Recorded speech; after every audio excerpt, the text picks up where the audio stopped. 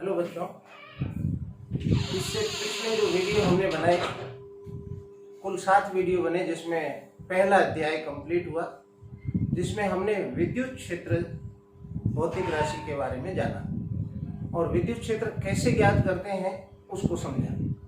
विद्युत क्षेत्र ज्ञात करने के लिए हमने कूलाम के नियम का उपयोग किया और अध्यारोपण के सिद्धांत का उपयोग किया। यदि आवेश का वितरण बिंदु आवेश नहीं है और विविक्त आवेश वितरण है तो हम कूलाम नियम के साथ अध्यारोपण का सिद्धांत भी काम में लेते हैं। लेकिन जब आवेशों का वितरण सतत होता है, बहुत सारे आवेश हो, तो हमें जटिल स्थिति का सामना करना पड़ता है। मान लीजिए कि इस जगह पर अनेक आवेश वितरित हैं।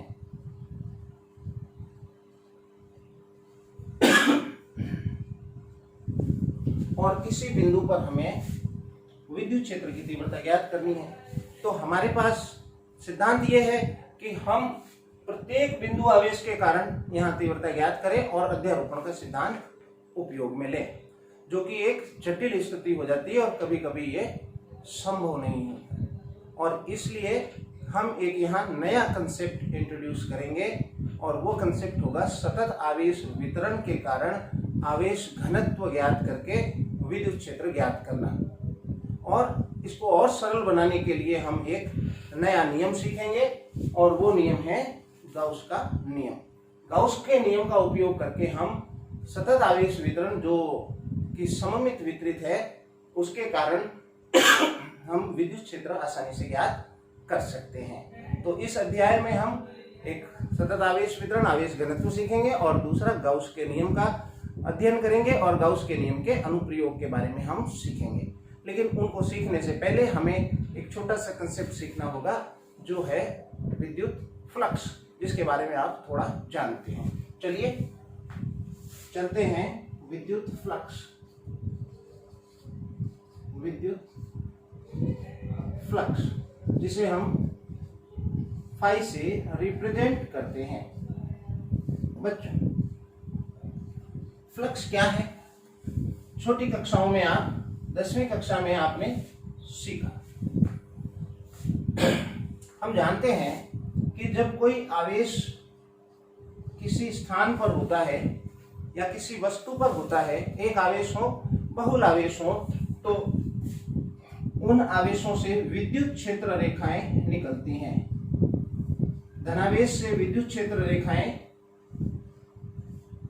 इस प्रकार बाहर की ओर होती हैं और ऋणावेश के कारण है तो विद्युत क्षेत्र रेखाएं अंदर की ओर होती हैं। और दो आवेश हैं तो विद्युत क्षेत्र रेखाएं धनावेश से ऋणावेश की ओर होती हैं। इस तरह से ये बात हम जानते हैं। बच्चों, अगर इस विद्युत क्षेत्र में, अब इस स्थान पर एक विद्युत क्षेत्र है, तो इस स्थान पर कोई मैं क्षेत्रफल रख दूं, यहां कोई क्षेत्रफल रख दूं, मान लीजिए यहां रख दिया और मान लीजिए यहां रख दिया, तो हम देखेंगे कि इन क्षेत्रफलों से होकर क्षेत्र रेखाएं गुजर रही हैं। इस क्षेत्रफल में भी हम देखें तो विद्युत क्षेत्र रेखाएं गुजर रही हैं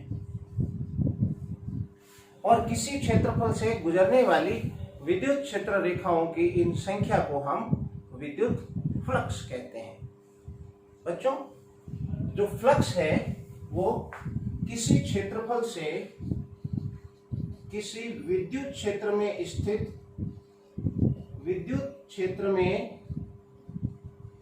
स्थित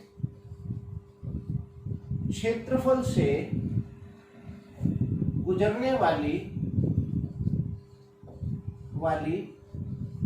बल रेखाएं या क्षेत्र रेखाएं, बल रेखाओं की संख्या को विद्युत फ्लक्स कहते हैं। विद्युत फ्लक्स कहते हैं। कैसे ज्ञात करें, पता कैसे करें? तो मैं मान लेता हूं कि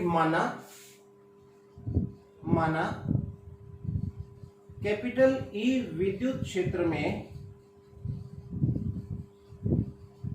यहां मैंने एक समान विद्युत क्षेत्र माना है, जिस जगह पर मेरा क्षेत्रफल है वहां विद्युत क्षेत्र ई है। एक समान विद्युत क्षेत्र में कोई अल्पांश क्षेत्रफल या कोई क्षेत्रफल S स्थित है तो फ्लक्स जो है कैसे दिया जाएगा, तो फ्लक्स कैसे ज्ञात किया जाएगा। सिंपल कंसेप्ट है कि किसी क्षेत्रफल से गुजरने वाले फ्लक्स का मान उस विद्युत क्षेत्र की तीव्रता जिसमें वो रखा है तथा उस सदिश क्षेत्रफल के अदिश गुणनफल के तुल्य होती है। अर्थात जो फ्लक्स होगा फाई बराबर ई डॉट एस, फ्लक्स इस तरह से निकाला जाएगा। अब एक सिंपल चित्र बना के देखें जिसकी मैंने यहां कल्पना करी है कि ये एक समान विद्युत क्षेत्र है। एक समान विद्युत क्षेत्र को दर्शाने के लिए आप जानते हैं कि समांतर और समान अंतराल पे हम क्षेत्र रेखाएं खींचते हैं। मान लिया इसका मान E है और यहां मैंने कोई क्षेत्रफल रख दिया। ये एक क्षेत्रफल हमने यहां रख दिया। इस क्षेत्रफल का मान जो वैल्यू है हमने ली S। क्षेत्रफल एक सदिश भौतिक राशि है और इसलिए क्षेत्रफल की एक दिशा होगी और सामान्यतया क्षेत्रफल की दिशा उस क्षेत्रफल के पृष्ठ के लंबवत बाहर की ओर गुजरने वाली रेखा की दिशा में दी जाती है। यदि इस क्षेत्रफल की कल्पना करें, एक किसी क्षेत्रफल की कल्पना करें, मान लीजिए ये क्षेत्रफल है या मैं हाथ को ही ले लूं, ये क्षेत्रफल है, तो इस क्षेत्रफल से लंबवत गुजरने वाली, बाहर की ओर गुजरने वाली ये रेखा जो ये दिशा है, ये इस क्षेत्रफल की दिशा को व्यक्त करेगी। तो इस क्षेत्रफल की दिशा कौन सी होगी बच्चों? मैं किसी इस मध्य बिंदु से लूं तो इसकी दिशा इस तरह से दी जा सकती है। ये क्षेत्रफल की दिशा है। क्षेत्रफल इस तरह से लिया है और आप देखेंगे कि विद्युत क्षेत्र की तीव्रता की जो दिशा है वो ये आ रही है। ये तीव्रता की दिशा है। दोनों ही सदिश राशियां हैं। इन दोनों सदिश राशियों के अदिश गुणनफल के तुल्य होगा विद्युत फ्लक्स। यहां देखें, दोनों सदिश राशियां हैं और इनका जो अदिश गुणनफल है, अदिश गुणनफल से जो परिणामी राशि प्राप्त होती है वो अदिश राशि प्राप्त होती है। इसलिए आपको ये ध्यान रखना होगा कि ये एक अदिश भौतिक राशि है। फ्लक्स एक अदिश भौतिक राशि है बच्चों। अब इस डॉट को हम हटाएं, यानी अदिश गुणनफल को हटाएं, तो आपने अदिश गुणनफल में सीखा है ये ई एस कॉस थीटा होगा, जहां थीटा क्या है, यहां थीटा जो है ई व एस के मध्य की दिशा के मध्य कोण है, जो आप चित्र में आसानी से देख सकते हैं। ये कोण जो है ये क्षेत्रफल और विद्युत क्षेत्र की तीव्रता के मध्य कोण है। तो इस तरह से हम फ्लक्स ज्ञात करते हैं। फ्लक्स का मात्रक क्या होगा? यदि मात्रक पर हम विचार करें तो बच्चों इसका मात्रक, विद्युत क्षेत्र की तीव्रता का मात्रक जो बनेगा वो न्यूटन प्रति कूलम और क्षेत्रफल का मात्रक मीटर स्क्वायर होगा। आप जानते हैं कि विभव का क्या मात्रक था, या विभवांतर का,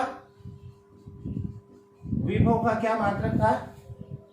याद करें, विभव क्या था? अगर मात्रक याद नहीं है तो विभव था एकांक आवेश को लाने में किया गया कार्य, यानी कार्य बट्टा आवेश। तो कार्य क्या था? कार्य का मात्रक न्यूटन इंटू मीटर आवेश कूलम। तो यहां से न्यूटन इंटू मीटर मैं अलग करूंगा और उसको लिखूंगा जो है विभव का मात्रक, यानी वोल्ट। तो इसको हम लिख सकते हैं वोल्ट इंटू मीटर। 1 मीटर इसमें से रह जाएगा। और अगर इसका विमीय सूत्र आप देखें तो विमीय सूत्र बनेगा विद्युत क्षेत्र की तीव्रता। जो विद्युत क्षेत्र की तीव्रता है, तीव्रता क्या है? न्यूटन प्रति कूलम, यानी बल बट्टा, सूत्र देखें, बल बट्टा आवेश, यानी एकांक आवेश पर लगने वाला बल विद्युत क्षेत्र की तीव्रता है, और जो ये है क्षेत्रफल। तो अब आप इसका विमीय सूत्र देखें। बल का विमीय सूत्र है m1 L1 T minus 2 into metre की जगह बन जाएगा L2 अपॉन आवेश का है 80। तो ये विमीय सूत्र हो गया m1 L3 T minus 3 and A minus 1। ये विमीय सूत्र है। तो बच्चों, ये जानकारी थी विद्युत फ्लक्स के बारे में। लेकिन यहाँ एक दिक्कत हो सकती है, और वो दिक्कत ये है कि हमने यहाँ पर विद्युत क्षेत्र को एक समान माना है, जो कि आवश्यक नहीं है। और दूसरी स्थिति ये हो सकती है कि हमने क्षेत्रफल एकदम समतल लिया है। समतल लेने के कारण इसके किसी भी बिंदु पर आप दिशा देखेंगे तो पृष्ठ के लंबवत आएगी, यानी दिशा इसकी हर जगह पर समान रहेगी। लेकिन अगर क्षेत्रफल समतल नहीं होकर कुछ वक्रीय है, तो इस जगह पर दिशा ये आएगी, तो इसके लंबवत दिशा ये आएगी, इस भाग पर दिशा ये आएगी, यानी प्रत्येक जगह पर कोण बदल जाएगा। और प्रत्येक जगह पर कोण बदल जाएगा तो फिर हम यहाँ पर डॉट हटा के जो कोण रखेंगे वो कौन सा होगा। और दूसरी स्थिति मैंने बताई, तीव्रता असमान हो तो इस जगह पर तीव्रता अलग होगी, इस पर अलग होगी, यहाँ अलग होगी, हर जगह अलग होगी, तो हम कौन सी तीव्रता रखेंगे। ऐसी जटिल स्थितियों के लिए हम जो ये क्षेत्रफल है इसके अल्पांश ले लेकर फ्लक्स ज्ञात करते हैं। कैसे?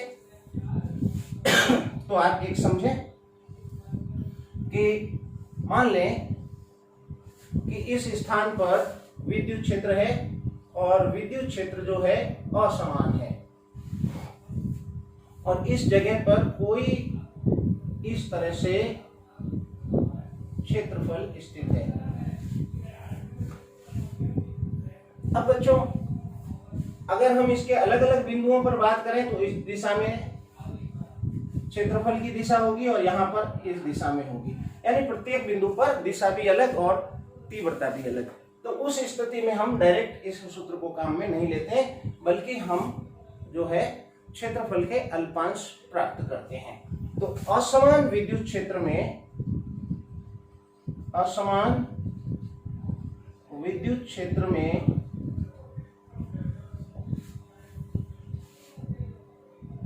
वक्रीय क्षेत्रफल हो तो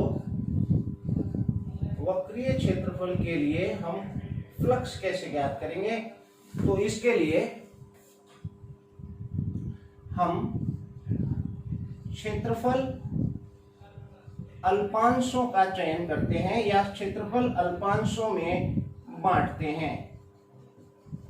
माना विभिन्न अल्पांश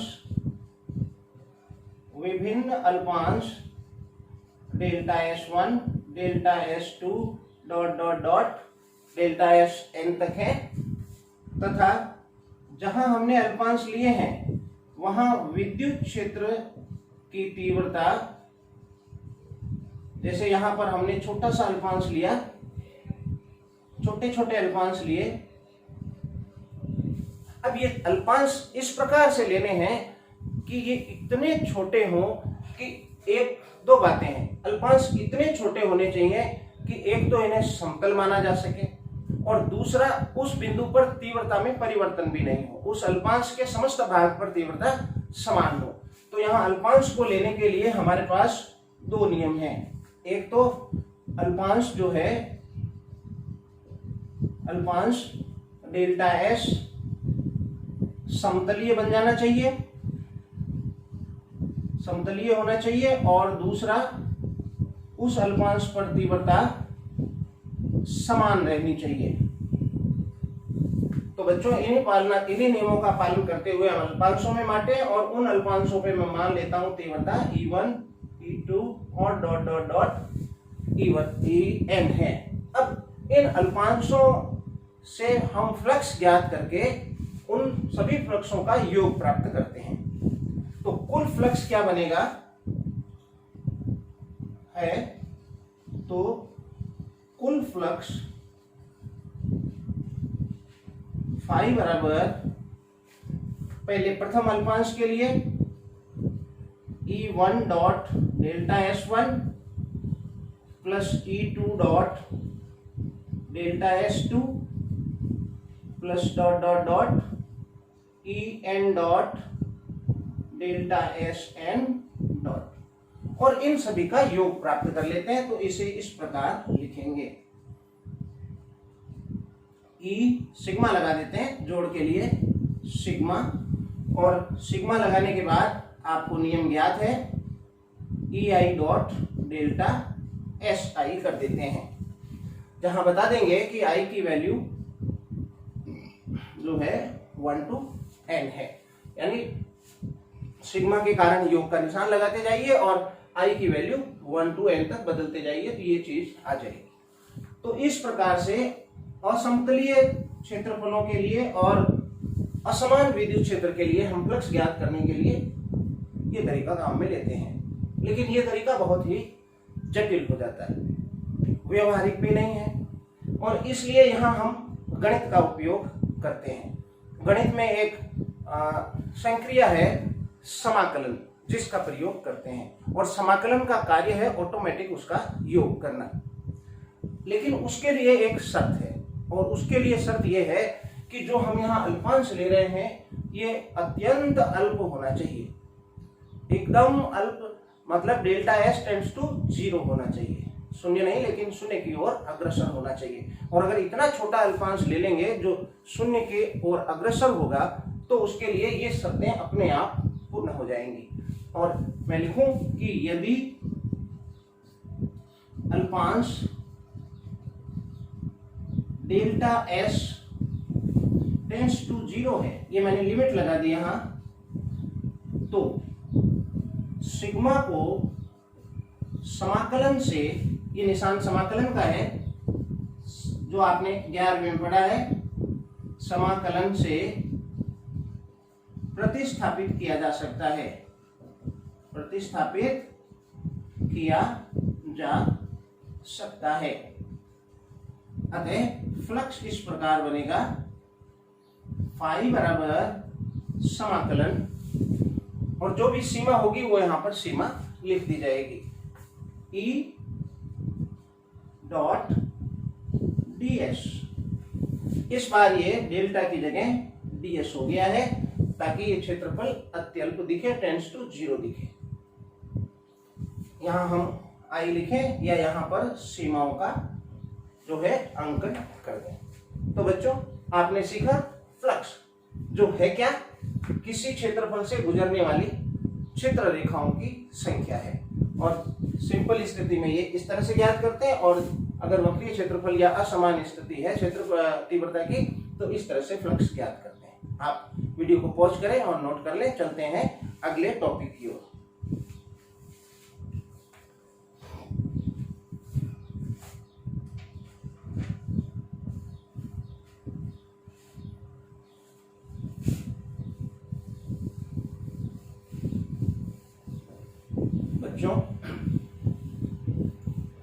कुछ आंकिक प्रश्न आपके पुस्तक में उदाहरण में दिए हुए हैं।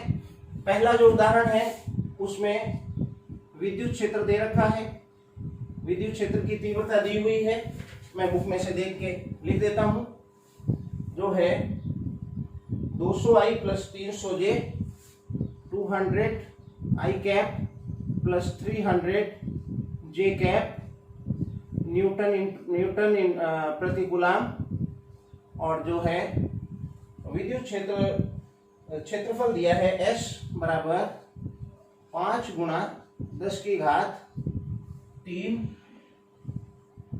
J कैप मीटर स्क्वायर, और आपको यहाँ फ्लक्स ज्ञात करना है। तो फाई बराबर हम जान गए हैं E डॉट ds, इसमें कोई दिक्कत ही नहीं है। तो सिंपल अदिश गुणनफल करके आपको क्षेत्रफल प्राप्त करना है। एक और उदाहरण है जो आप देखें। दूसरा उदाहरण है बच्चों कि एक समान विद्युत क्षेत्र में E एक बेलन में इस प्रकार स्थित है।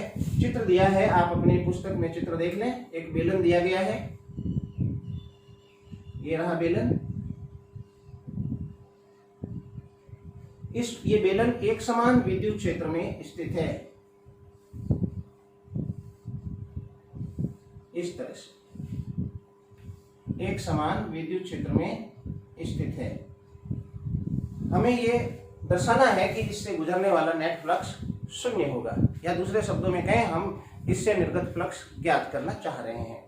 तो फ्लक्स कितना होगा हम जानते हैं, फ्लक्स फाई बराबर ई डॉट ds होता है, और ये सूत्र मैं काम में लूंगा। क्यों? क्योंकि दो स्थितियां होनी चाहिए, एक तो असमान विद्युत क्षेत्र हो या वक्रीय क्षेत्रफल हो, यानी समतलीय नहीं हो। तो इसमें आप देखेंगे कि ये क्षेत्रफल समतल नहीं है, यहाँ पर क्षेत्रफल की दिशा इधर बन रही है और इस भाग में क्षेत्रफल की दिशा इस तरफ बन रही है। तो बच्चों इस क्षेत्रफल को मैं कह देता हूं S1 जिसकी दिशा इधर है, और इस क्षेत्रफल को मैं कह रहा हूं S2, इस क्षेत्रफल को कह रहा हूं S3। एक बेलन पर अगर विचार करें, जैसे ये बेलन है तो इस बेलन का क्षेत्रफल एक ये बनेगा, एक ये बनेगा। दोनों वृत्तीय क्षेत्रफल हैं जो अपन छोटी कक्षाओं में पढ़ चुके हैं कि किसी बेलन के 3 पृष्ठ होते हैं, 2 वृत्तीय पृष्ठ और एक वक्रीय पृष्ठ, ये पृष्ठ। तो हम तीनों पृष्ठों के नाम लिख दिए हैं हमने, ये S1, S2 और S3। अब ये विद्युत क्षेत्र यहाँ एक समान है E, तो आप समझ सकते हैं कि एक इस सूत्र से ये नहीं होने वाला, क्योंकि यहाँ डॉट हटाएंगे तो हमें यहाँ पर जो थीटा मिल रहा है विद्युत, डॉट हटाएंगे तो cos थीटा आएगा, और थीटा की वैल्यू जो यहाँ मिल रही है हमें वो मिल रही है 0 डिग्री। क्यों? क्योंकि विद्युत क्षेत्र भी इसी दिशा में और क्षेत्रफल की दिशा भी इसी दिशा में। और इसमें देखें तो विद्युत क्षेत्र की दिशा ये और क्षेत्रफल की दिशा ये, तो यहाँ जो थीटा बन रहा है वो 180 डिग्री है। और यहाँ पर देखें तो विद्युत क्षेत्र की दिशा ये और क्षेत्रफल की दिशा ये, तो यहाँ पर जो थीटा बन रहा है वो 90 डिग्री है।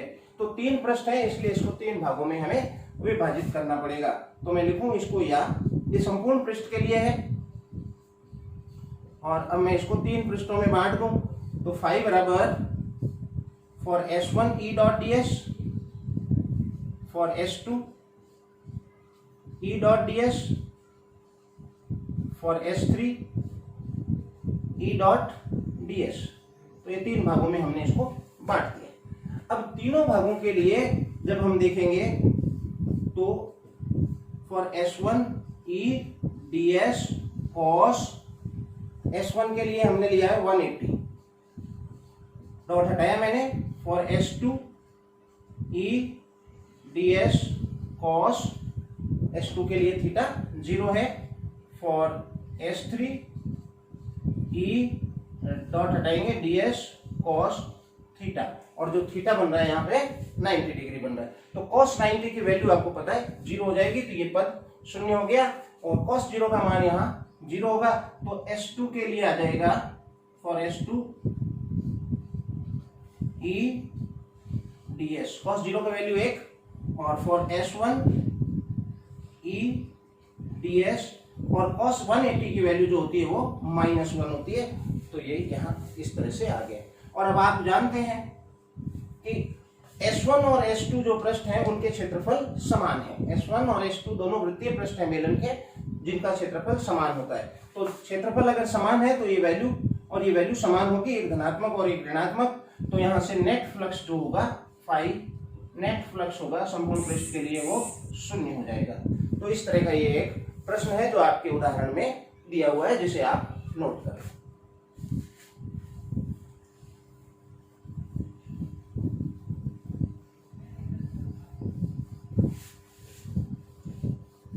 बच्चों आप पढ़ें तो अपनी बुक साथ में रखें और देखते रहें टॉपिक क्या है।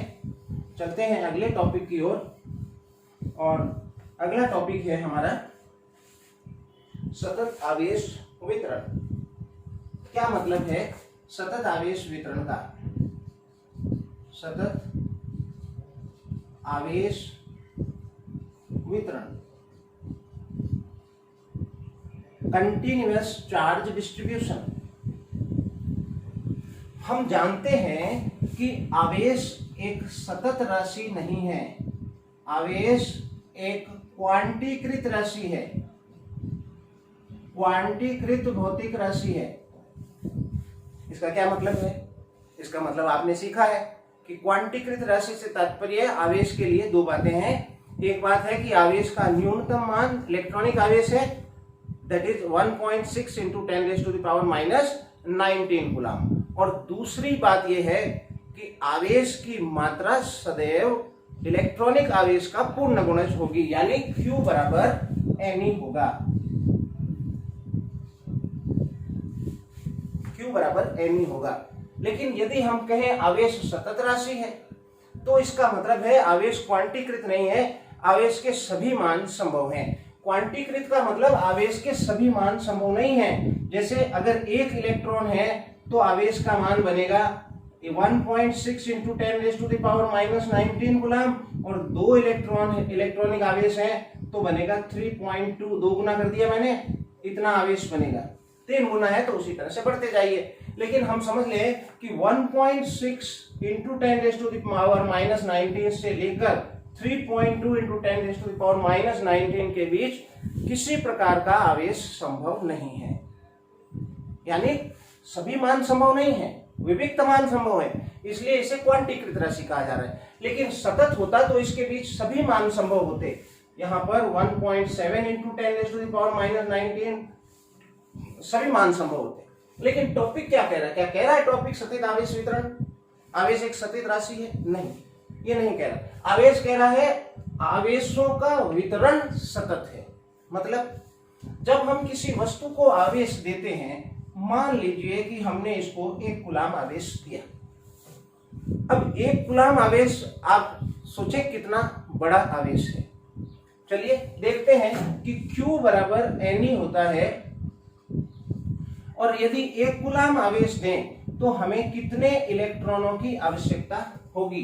तो आवेश बनेंगे, जो इलेक्ट्रॉनिक आवेश है इसका मान है 1.6 × 10⁻⁹ कूलाम, तो n की वैल्यू बनेगी 1/1.6 × 10⁻⁻19। इसको मैं ऊपर भेज दूं तो बन गया 10⁻+19।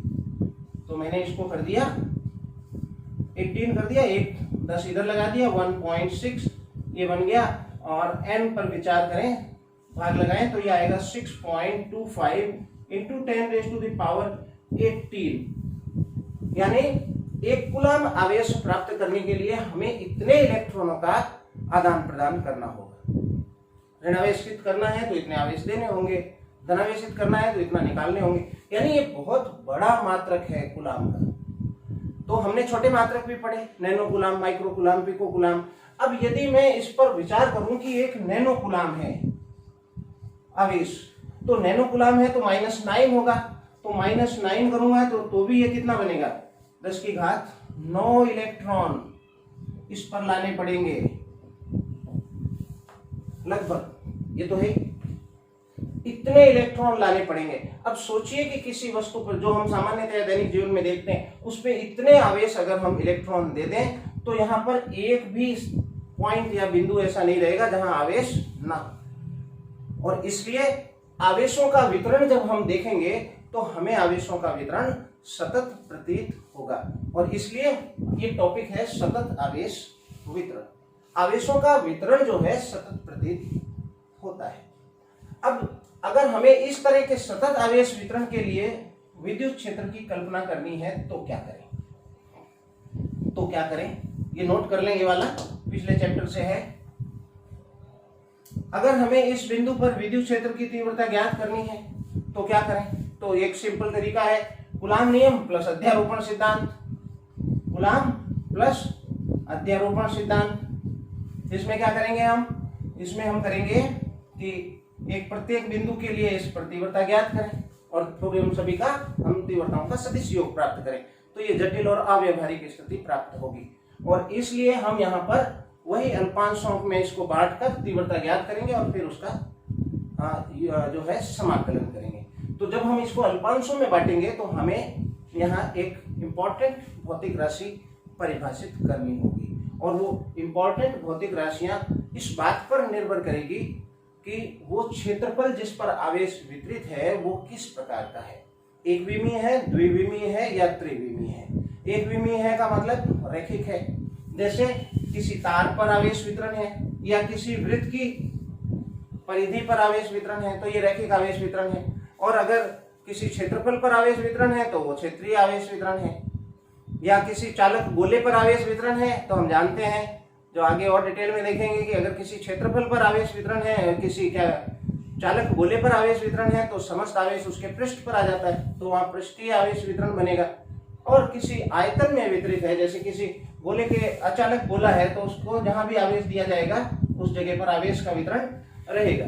तो इस तरह से ये देखना होगा कि वो आवेश वितरण किस प्रकार का है।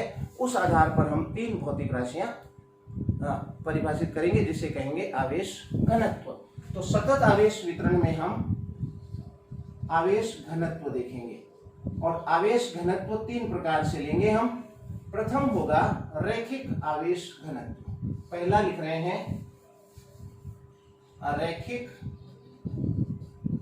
आवेश घनत्व, जिसे हम लैम्डा से संबोधित करेंगे। इसका जो सिंबल हम दे रहे हैं वो लैम्डा लिख रहे हैं। बच्चों, मान लेते हैं कि ये कोई एक L लंबाई है टोटल, और इस टोटल L लंबाई पर Q आवेश वितरित है। माना L लंबाई के चालक पर या तार पर Q आवेश वितरित है। आवेश एक समान रूप से वितरित,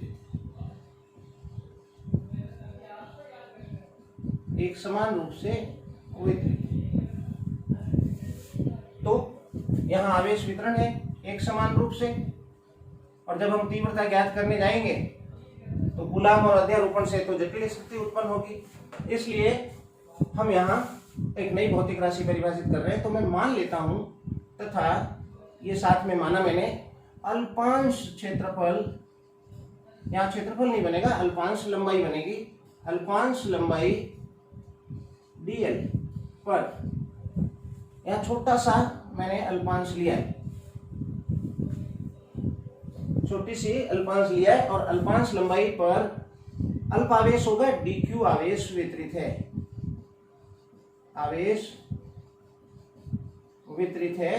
तो एकांक लंबाई पर वितरित आवेश, एकांक लंबाई पर वितरित आवेश कितना होगा? वितरित आवेश, आवेश बटा लंबाई। आवेश है dq और लंबाई है dl, और ये कहलाएगा हमारा रैखिक आवेश घनत्व, लीनियर चार्ज डेंसिटी। ये बन गया रैखिक आवेश घनत्व। बच्चों, रैखिक आवेश घनत्व है तो हम पता कर लेंगे कि dq बराबर क्या बनेगा? Lambda into dl। अगर हमें इसके रैखिक आवेश घनत्व का मान ज्ञात हो तो हम किसी भी लंबाई पर कितना आवेश है वो ज्ञात कर सकते हैं। अगर इसका मात्रक देखें तो मात्रक बनेगा कूलाम प्रति मीटर, और कूलाम का जो चार्ज का आवेश का विमा है वो है 80, और मीटर की है L1, तो इसलिए M0 L-1 T1 and A1, ये इसका विमीय सूत्र है। तो बच्चों, ये है रैखिक आवेश घनत्व। इसका हम आगे उपयोग करेंगे और देखेंगे कि रैखिक आवेश घनत्व का उपयोग करके हम विद्युत क्षेत्र किस प्रकार ज्ञात करते हैं। इसी क्रम में यदि आवेश किसी लंबाई पर वितरित न होकर किसी क्षेत्रफल पर वितरित हो, मान लें ये पृष्ठ है, पृष्ठ के रूप में पतला एक कागज के पेपर की कल्पना कर सकते हैं जिस पर एक समान रूप से आवेश वितरित है। ये एक समान रूप से यहां आवेश का वितरण है।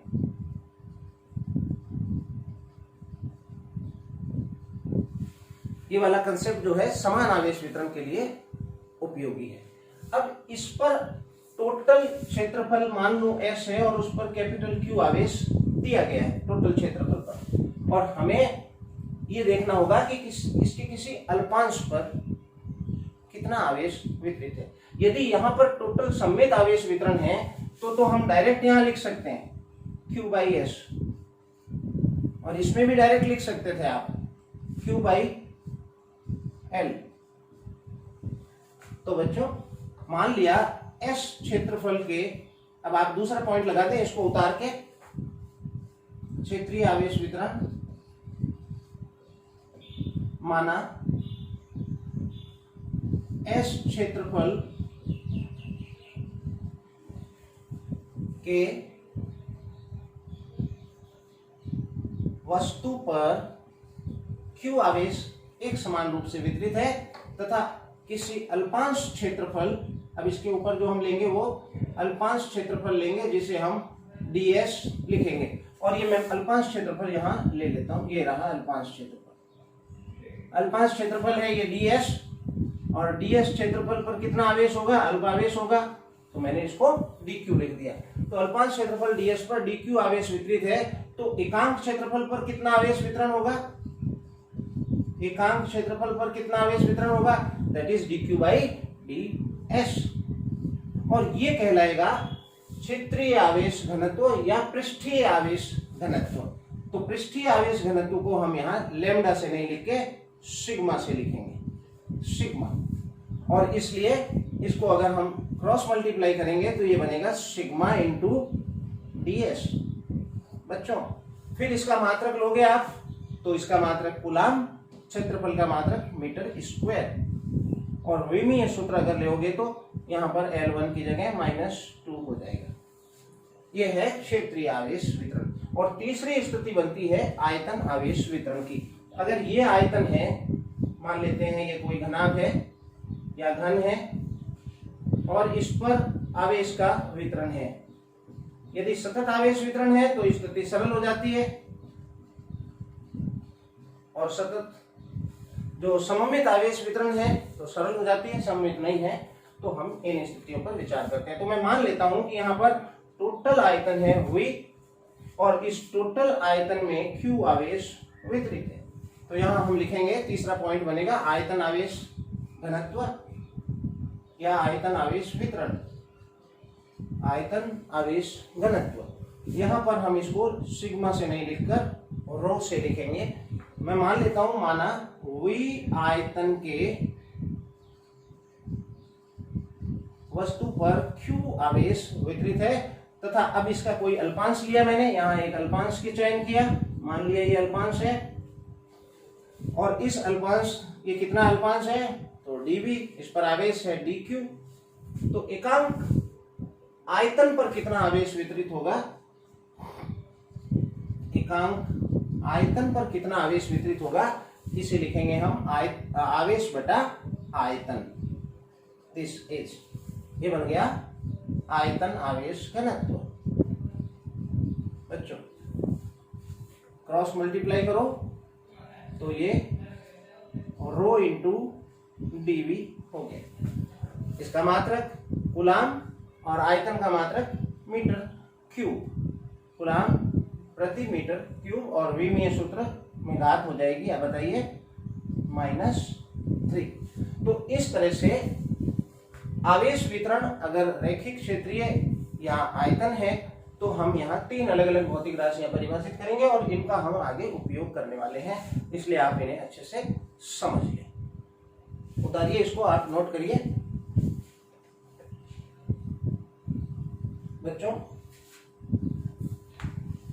तो आज हमने जो नया चैप्टर शुरू किया है गाउस का नियम, आगे बढ़ेंगे जब ये नियम आएगा तब हमारी पूरी कवायद यही है कि हम जाने किस तरह से हम विद्युत क्षेत्र की तीव्रता ज्ञात कर पाएंगे।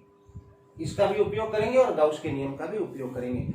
आज इतना ही। अगले वीडियो में मैं फिर आपको बताऊंगा कि सतत आवेश वितरण का उपयोग करके किस तरह से किसी बिंदु पर विद्युत क्षेत्र की तीव्रता ज्ञात की जाती है। आज इतना ही। अगले वीडियो में मैं फिर मिलूंगा। आपको वीडियो पसंद आए तो आप इसको सब्सक्राइब करें और शेयर भी करें ताकि अधिक से अधिक बच्चों को इसका लाभ मिल सके। तो आज इतना ही, मिलते हैं अगले वीडियो में फिर से। तब तक के लिए टेक केयर।